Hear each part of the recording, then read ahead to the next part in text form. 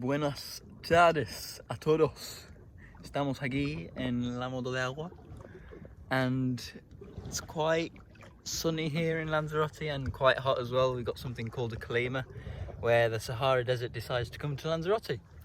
But we're not here to talk about the Sahara Desert, we're here to talk about what to eat before a run and how long you should eat that type of food before your run, just in case you go back home with one sock or no socks. So yeah, let's get straight into this video, but first let's start this engine.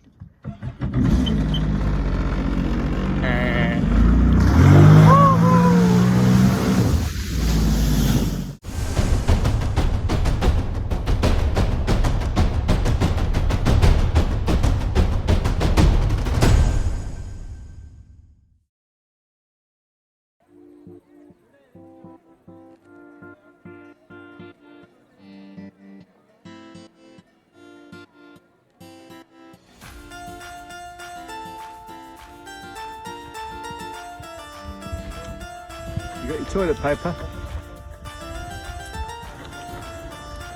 As you all know, I have quite a sensitive stomach when it comes to running, so I need to be careful with what I eat before my run. I always to make sure to eat nutritious foods for my evening meal, just to make sure my body is loaded with energy for my next sessions. And then maybe in the evening I would like to load with some veg and some protein like chicken before I go to sleep. For breakfast and before a run, it would be around 6 to 7 a.m. I would just usually have toast and honey. And if it's just a 30 to 45 minute run, I'll just have a little banana, and that will kind of do the trick. I am always hungry when I'm at school, as you all might know, and I need to constantly eat to have some energy for my next sessions. So it can be quite tricky for my afternoon runs because I've stopped quite a couple of times for number 2.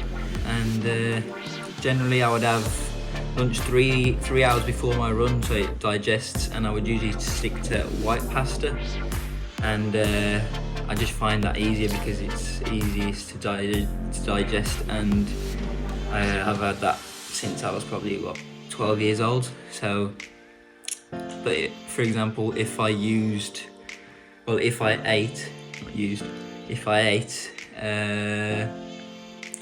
beans, sausage and egg, I would without doubt be stopping every single kilometre on that run, and I would not have enough socks. So we wouldn't want that, would we?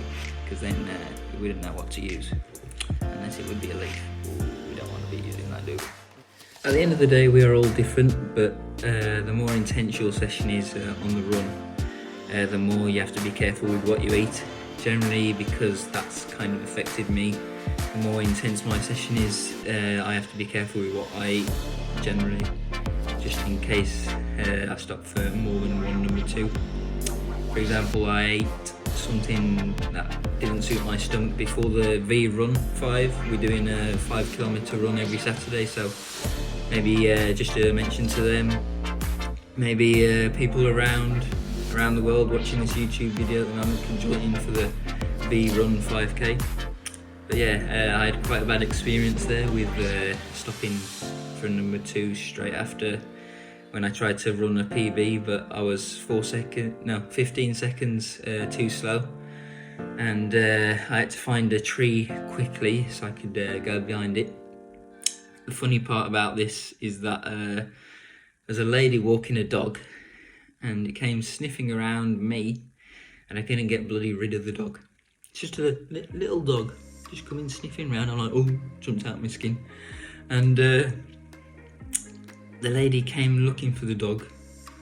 Luckily, I got out there just in the nick of time, and the lady thought her dog did the number 2, and she decided to poop the scoop up. So yeah, that's not the best thing, is it, guys?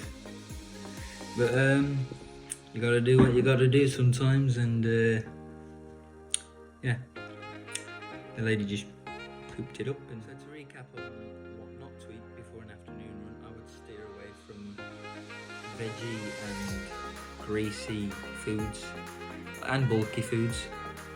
Just try and stay away from them because those just would not digest. So it's better to stay with light and easy digestible foods that provide energy, and also try to eat the last big meal 2 to 3 hours before. I would usually eat that maybe 4 hours before because I have quite a sensitive stomach. So yeah, done loads of experiments with different types of foods when I go out for a run. So if you ever need help, just drop me a message or ask me any questions. And maybe for the next video I could do a video on what to eat before swimming and cycling. And they say nutrition is the 4th discipline, but I think there's 5 disciplines, and that's including the gym workouts as well. So I think there's 5 disciplines: nutrition, swimming, biking, running, and gym. In the meantime, like and subscribe as always. If you can get to 200 subscribers, that will really help. Just like, share, and comment what you want. And yeah, just let me know what you want for the next video. Thanks guys for tuning in, and see you in the next video.